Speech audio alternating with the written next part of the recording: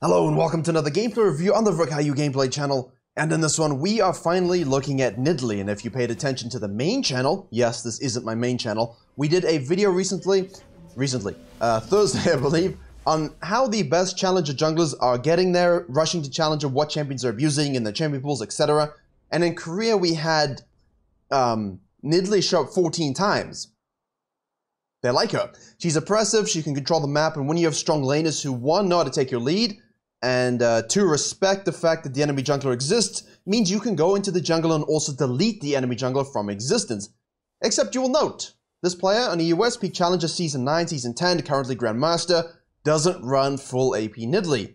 AD Hybrid AP Bruiser Nidalee, I guess we can call it. Divine Sunderer is the mythic of choice, reason being, you've got HP, which allows you to absorb more damage, nice. You've got AD, which helps you auto attacks, and most importantly, apart from the hybrid penetration, which doesn't really help, the magic pen does, the Cougar form Q has an up to 105% AD ratio. Substantial. So making sure you hit your traps and your spears so you can get that passive proc are absolutely huge. But add on to that the fact that you have percentage damage and sustain from Divine Sunderer itself, just such a strong item overall. It's definitely an interesting playstyle, and after that you go full AP. Usually into a Zhonya's, Mejai's if you're Giga Fed, you've got your Death Cap, you've got your Void Staffs, etc. And most importantly before that, sorry, I should actually say the Demonic Embrace. So a lot of HP, a lot of percentage damage, and a lot more sustain than most are used to. Overall in the early game, you'll see the runes pop up on your screen now. Electrocute, standard page, booties and biscuits second. Booties are pretty much normally taken. Now you have to make the decision between stopwatch and booties, but the biscuits are also used here, and that's something that you will see a lot more of in other regions. We've got an early roam here. We can address the game now, so, we'll just go through the game, and as the items get bored, we'll look at what they do in terms of her playstyle. This is a very early roam. Now, you know that you're against an Elise called Talia, ironically. You're gonna have this. Buff Gromp, level 3, top side. Should be close to being done with Gromp, actually. There you go. Anything less than that is just slow. Quinn top lane versus Wukong trying to abuse that range component. Still down a level anyway. Manages to... just flashes in. But what am I watching? High Elo EOS. There we go. First blood. The Victor has preemptively roamed from Narnia and gonna try clean this up, but should really know that the Elise is here. So for Nidalee, in your early routes, you were looking very heavily on full clearing, invading, things like that. You can 3-camp into impact. That's something that a lot of Nidalees do also do, and then you flex into reverse clears. Elise, great timing. Victor should have known that. Wukong TP's in. And now you got a 2-kill lead to the Elise. This is expected from Nidalee's perspective. Not worried at all. We can finish up our blue and grub. From here now, what you want to look for is crab control, but. When you have this, and either, in this case, she's going to, well, if she was like 1 HP, and you started bottom side, and she knew you started bottom side, she's gonna back here just so she can beat you to the bottom crab. In this case, full HP is easy enough to grab. You've got smite, you've got regen from red. You can go and take this crab here. The Nidalee can very easily do the crab, right? However, you are Nidalee. How do we remove these early game junglers from existence? By XP suppression. Because you will outfarm them, because you can get in their face with your ranged component and your autos, and the fact that you're building Divine Sunderer, you can afford to go counter jungling first. Now here you don't have bot prio either, so this is inherently risky, but that's what Nidalee can do very well. Where are you going? Why are you... Just let me take some damage for free because I want this crab. And the bottom lane here would have rotated also. I mean, the Nidalee's move here is important because 2-3 things. Well, 1 to 2 things. You can take the Raptors first, which is great, but it's unlikely you finish this crab and get away without the enemy collapsing on you, chain CCing you, putting you in a position for the Elise to capitalize. So now we're in a bit of an awkward spot, but if you hit your spear, okay, Galio exists, wait for him to charge up his his pizza AoE stun, and now you've got a full-on fight that you forced, and the bottom lane has rotated and you have died. So, not a fan of that, and now you get pushed out. Well, you're digging your own grave at this point. In low elo, platinum, all I hear all the time is, I have no prio, I have to give up crabs. What do? You give up the crabs. You've got the reset here. You know they're collapsing on here. They don't actually know where you are at all. Unless they had a ward down earlier, which I don't think they did. So, they're going to try and control this. You could very easily, actually, try and sneak away the Krug camp as well. I don't think we want to fight this. And you saw the results. You don't want to fight it. Because the thing is, this is a great kill for you. Nice spear hit, you're level 4, you have the advantage. You don't have smite though, but the Galio is just such a disgusting PL champion, even when he's wearing this funny chicken mask. And, you know, the Nidalee just gives freebies over to the elite. So this is great in this game. And in this game, you're going to look at a full-on 1v9 carry. Let's be very clear, the Nidalee will do good things. That's why we make these videos. But I like to provide you with scenarios where you've either dug your own grave, or you were pushed into one by your bottom lane. It tends to happen. The Elise now basically says, okay, I have total control, which is fine. I'm going to go up here. I'm going to go to the top lane again. Not a huge fan of this pathing, just purely because you know at this point that the Nidalee started red side. You know that she took these. You know that she took this because straight up you're going to see 28 CS when she dies. And the crab is still up. That means she didn't get a crab. She took your Raptors also. And if you want to be a challenger jungler, Grandmaster jungler, this is something you have to think about. So now, while you're sequencing up, this is great in theory, because you want to abuse the ranged matchup.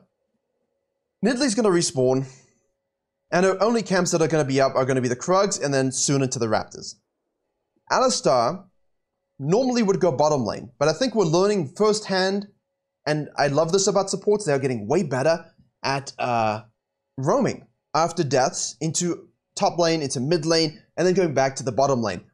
This gives solo XP juice to your ADC, especially if they can chill, and it also gives impact to the other lanes that might be in a bit of a disadvantageous situation, much like our Monkey King on the top side.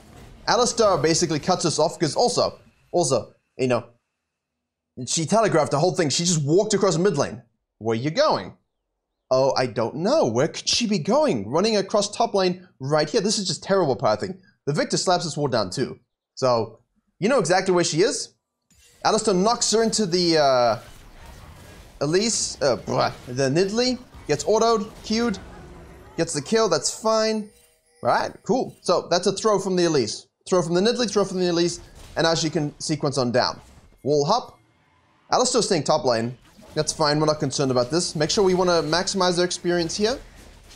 Definitely keep that ahead of the Elise, because she's now behind 15 CS. And I'm going to do a video on the main channel, I think this week, on farming and scaling junglers. Just paying attention to the cow still roaming. Just paying attention to how you need to maximize your own experience, even if the game state seems a bit iffy. So we've got the Akali in the Shroud of Doom. Alistar's saying, let me roam again. Victor, spear misses. Victor's low. Akali misses. Chain CC. And this is where the Divine's going to come in, right? You're going to have these auto attacks, and then you can just finish off with your swipes, pounces, and Qs. That's huge. Good rotation there. Nice recognition of what was... nice recognition.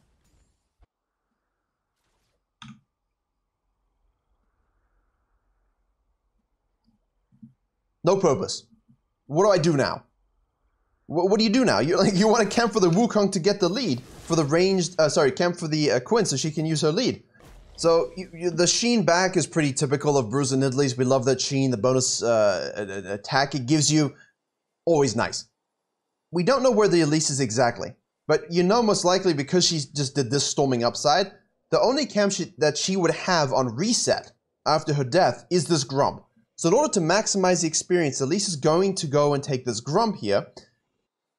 And if you know 100% she's top lane, you know this isn't taken. At the same time, because the Nidalee, there we go, left this baby, it's a tier 1 camp, which means it is not reset into a tier 2 camp, a level 4, level 5, what have you. And therefore, the Elise's experience is absolutely it's so diminished. It's horrific returns. It's like you go to Wall Street bets. You know, that's what you're gonna expect. Which means now you float on down, you take the Krug camp, and you can have two schools of thought here. Fortunately, Riot put in, fortunately, unfortunately, depending on your perspective, Riot put in a lot of experience into the baby and medium Krugs. So when you're counter jungling, taking the whole camp here, even though if it's a level 1 camp, is still nice. Especially seeing as you're very, very close to 6, okay?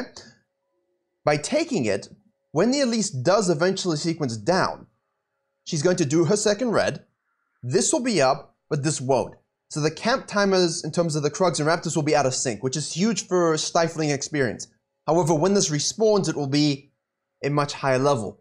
So usually you want to leave one behind here or here because it distorts the respawn timers. But if you're really close to 6 and you're trying to counter jungle for a gank in the bottom lane to use that level advantage, get level 6 quickly, okay? Boom, boom, boom, boom. Maximize, take it all. Scan, hit your spear, and say goodnight to the prince. There you go. Easy. Easy. Push the wave because it's pushing anyway. Deny that experience. Okay, now Elise, you see? Let's watch from Elise's perspective quickly. I mean, what is she gonna do? She shows down here, doesn't even check the Raptors. Oh my. Going straight to the bottom lane. Not even waiting to sync with the Akali. Which means, is anything gonna come out of this? I don't think so. Nidalee has, there you go, nice dodge. Oh, maybe, okay. Wait, heal, spear. Okay. Close, but well played. Well played by the Nidalee. This should give them prior to do something on the bottom side here, but I'm anticipating the Nidalee going top side to get a tier 3 Krugs and Raptors as well as a second red. At least should shift on back into a blue side now as well. Victor roaming again. Range top laners. Not good. I know people like to complain about it, but it's easily abusable. Even by mid laners who decide to actually leave their lane. What are you gonna do? Don't pick it.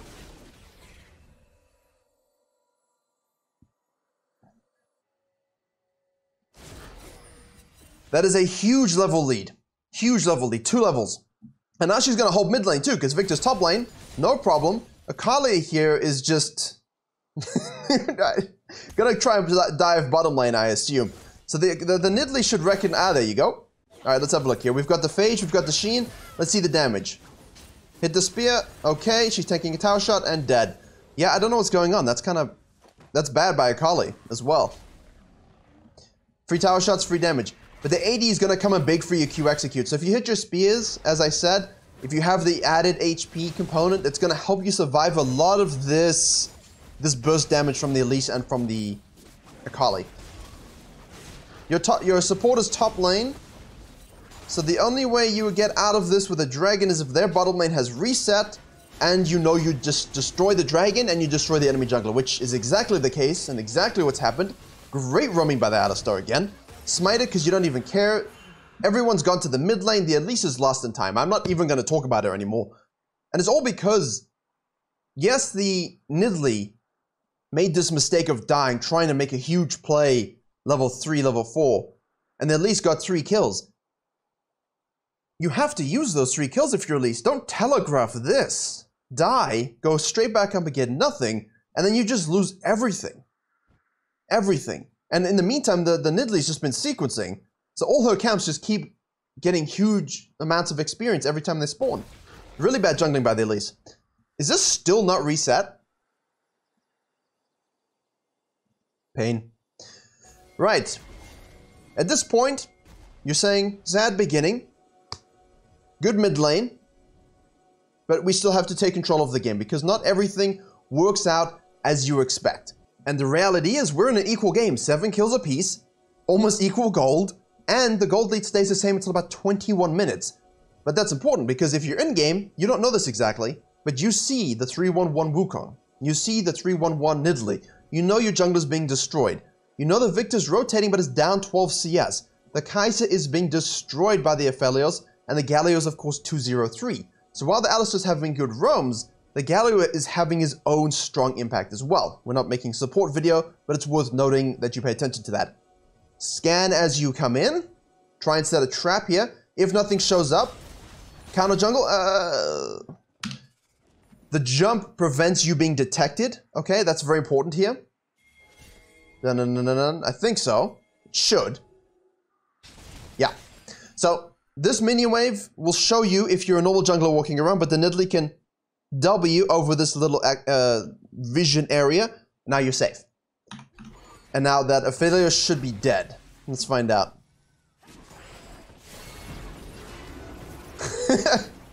Jesus is busy. They're just watching, relaxing. Come on, Death Spear. Death Spear, let's go. Death Auto. You can actually look to Cheese here as well if you wanted to stay, maybe get some plates and stuff like that, because she's quite low resources. But I think here we want to make sure we get the Herald to control that. We want to get the Krug respawn, the Raptor respawn. That's more important than saving our ADC, who's most likely going to die to the Elise. There you go. Classic overstay. Classic. Classic. Never happened before. Krugs. Raptors again, by the way. Level 8 Raptors. And, you know, finally, this has been taken. And because the Elise was bottom side, that gives us a free Herald. And the one thing, I looked at a few games just to see if this playstyle translated well overall. And the Herald is secured most of the time. Good map rotations, good swaps with objective prio and so on. The Akali's roaming up here. The Alistar's level 5 because he does not care. He doesn't need levels. I mean, you kind of want the ult, but... he gets it now and then he activates it, but he should die. Okay, free kills for the Elise. Doesn't deserve them, but she gets them anyway. Onto the Herald here. If Akali collapses with the Elise, you've got a 3v2 in your advantage because your Quinn is dead because she picked Quinn. But I don't think they're going to contest. Nah. You can't contest that. Take the Herald. We've got 2 minutes until plates expire. Let's slap it over the wall. Cut the wave. Auto attack. And that should be first tower. Good stuff. Actually, wait. No, it's not. No. I hate it when that happens. You think you're gonna get it, and then you don't because it's bottom lane. Reset. Divine Sunderer complete. Here we go. Right.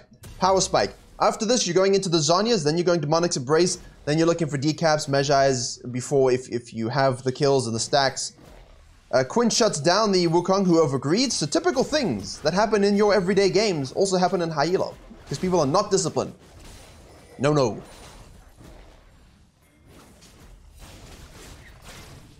You see the...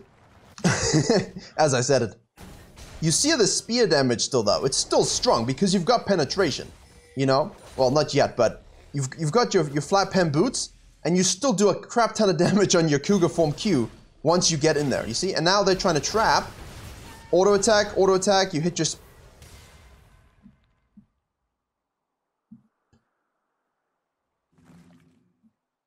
I'm just gonna say that's unlucky, but you don't... Yeah, okay, that's just unlucky.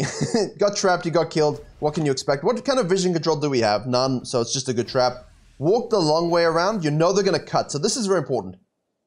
In lower elos, most of you in these situations will anticipate the play has been made and your team are gonna leave. A more skilled player in the Elise and the Galio will look to cut you off as you try and leave the area. And so the spear here is very good. It should hit if someone's camping in the bush. If not, you can assume safety, but you still have to be very careful.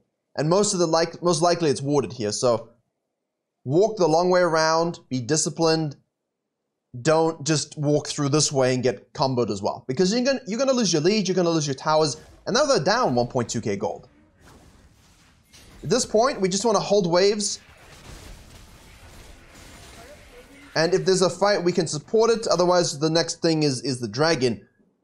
There's obviously a fight for some reason. This Elise is getting so many free kills. Definitely was out jungled, and yet Alistar 3-man. Sorry, Wukong 3-man. Alistar's still joining. Galio ults. We want to make sure we're not in the AoE knockup. Alright, double kill. Great. So now things are looking a little ominous. Now we have the Alistar 3-man. Hit your spear. And you notice with the Divine Sunderer here, make sure you are ready. 50 bonus damage is not much. But make sure you're poking with your autos. The autos are going to do a lot of work. Okay? A lot of work. And once you get the spears, there you go. There you go. Autos. And if your Qs miss, they miss. And I'm really tired. Let's just watch this fight here. Okay, Akali. Autos. Hit your Q. It's so good. Look at this. Autos. Autos. Autos. Hit the Q. You know, all of them. Hit Q. Hit all your abilities. But autos are the name of the game. And a lot of Nidalees just do not do it enough. Even when they're ganking. They'll walk into the lane and try and hit a max range spear just to get the max range damage instead of walking up using your autos. Just keep doing the DPS. Bait out their spells, their jumps, their dashes, and then your spear is much easier to hit. And then, of course, you can finish them off with your empowered Q. And now you're down out of base into your blue, into your Gromp, and we can look at the Divine Sunder already. The bonus damage, 565. Stop doing that.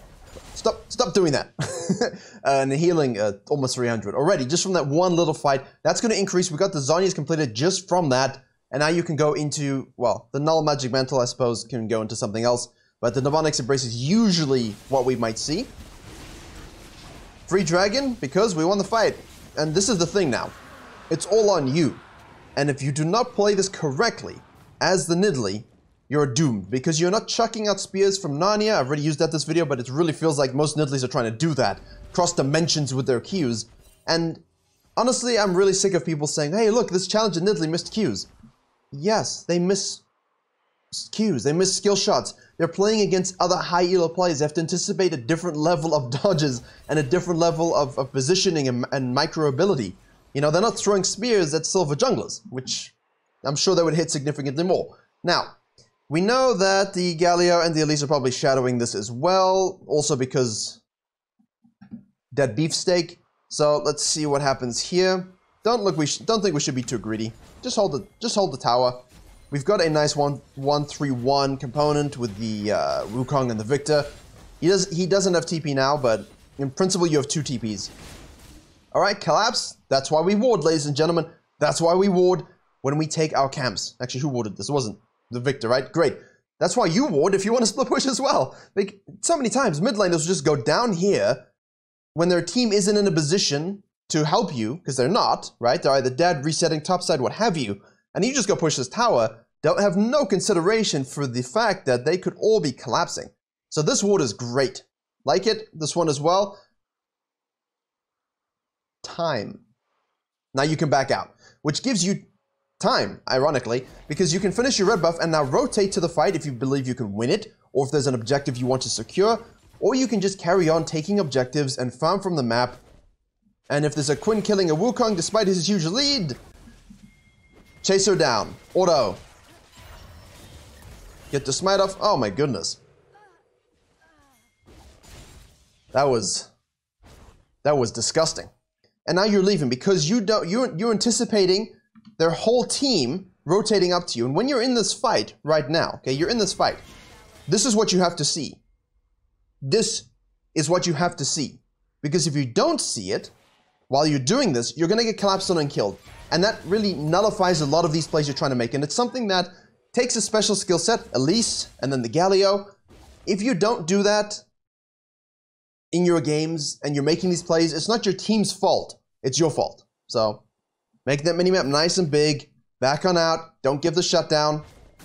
Float. Good pathing again. You know they're here. Don't even bother going. Hit the plant. Good stuff. Really good pathing. Really good pathing. Scan now on your approach. Alistair again somewhere else in space. Helping the Akali regret the decision to lock in Akali. Nidalee scans to set up a flank. We see Elise on the top side, which is very good. Brilliant for the Kaiser. Brilliant. Just gets to hold the wave in the mid, and she's really getting back into it just from having the pressure exerted elsewhere on the map. Good.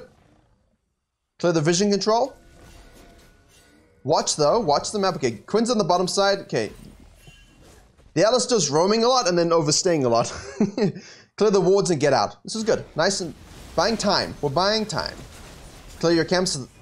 Reset. Should get our Mejai's now. There we go.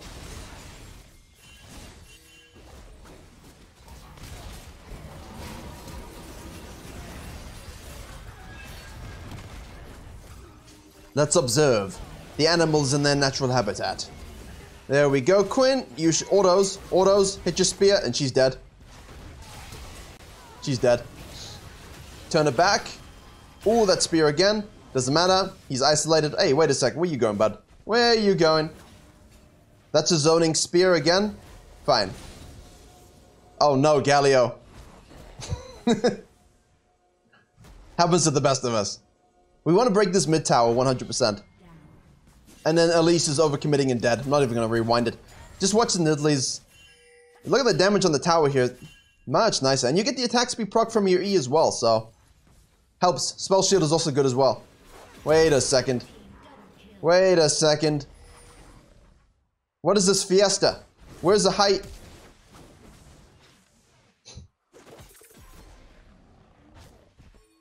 It's so reliable, isn't it? I mean, I'd like to see one spear hit in this case. And you can't really herald because you don't have the Wukong, the Kai'Sa's dead, and it's gonna die itself in a few seconds, so let's basically exert our power spike and our focus on the dragon. Because the Dragon Soul win con is very important. Find the mid lane falls.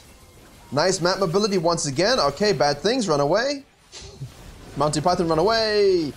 We hit the spear, and there you go. You know, you've got the Magi stacks, you got the Pen, you got the Zhonya's. And now, that's a dead person if you choose to go in. However, we've got the Aphelios here, much more of a priority target. Wukong gets to finish off the Elise anyway. Nice flank. We're looking now to zone onto the Galio, the closest target to us. We hit that spear. The Aphelios is pushed away from the fight. We're not worried about him. Let's make sure we can kill as many people as possible. Quinn does things, doesn't matter. That spear goes cross-eyed for some strange reason. I don't know. Hits minions. Now you should be able to do better. They're making the Baron call. They're going to trade a dragon for the Baron, but you have to do it then. Wait.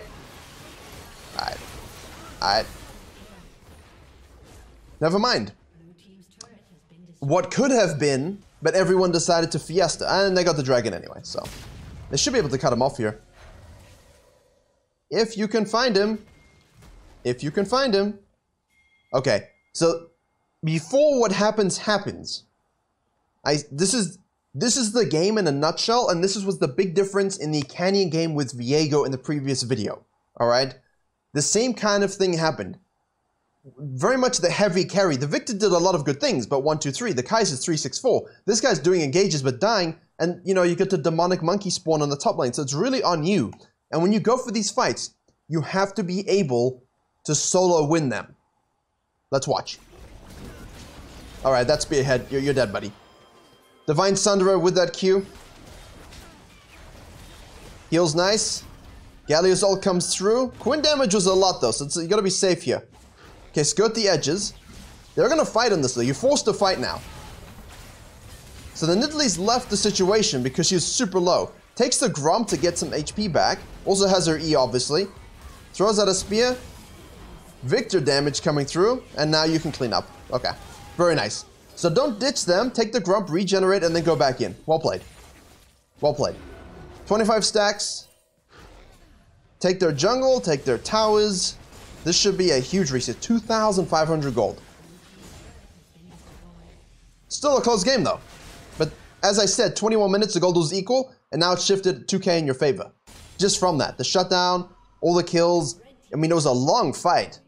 We did a lot of action for a lot of minutes.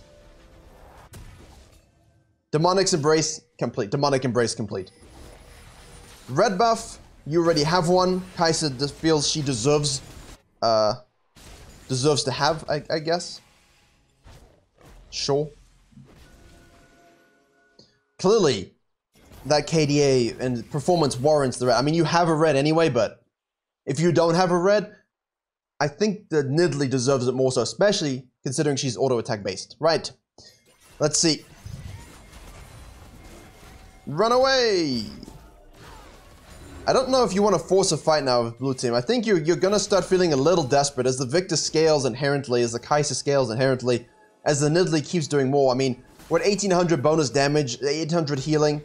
You got Ravenous Hunter as well in your rune set for the Omnivamp. Curious to see how this closes out here.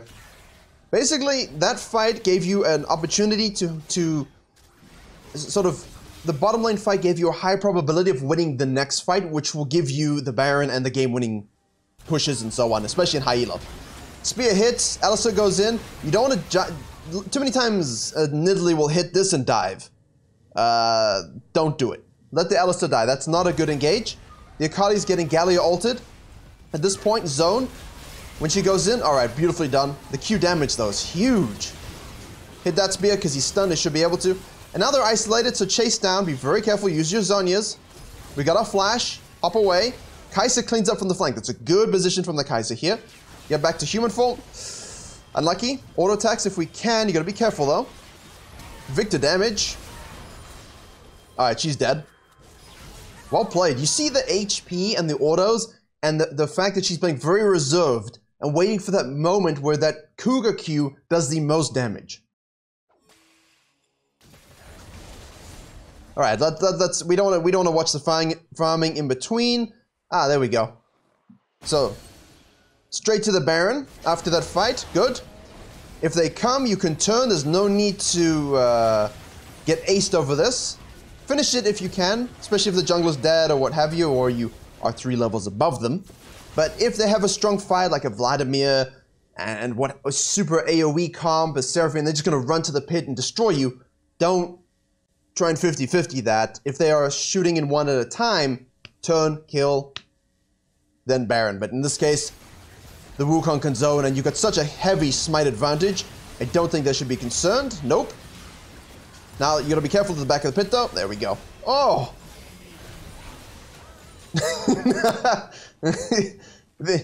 She's eating to the plant. She's eating to the plant. She wasn't. It doesn't matter. The orders just do it all.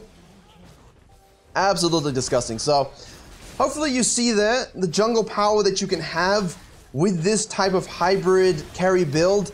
It's a Nidalee one-trick thing. There's less reliance on you maxing and hitting that spear. But there is also simultaneously a lot of importance on hitting it for the supreme damage in your execute.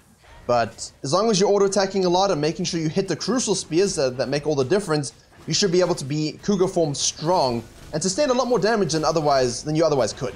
Not to mention you've got the penetration here, penetration here, penetration here, and this is a bit of HP as well, plus percentage damage. It all adds up and suits your kit very well. Definitely a nice niche build. I like it. It was fun to watch and scout this. And I don't think there's anything too interesting here. Probably a throw. They give a dragon. Usual things, I think.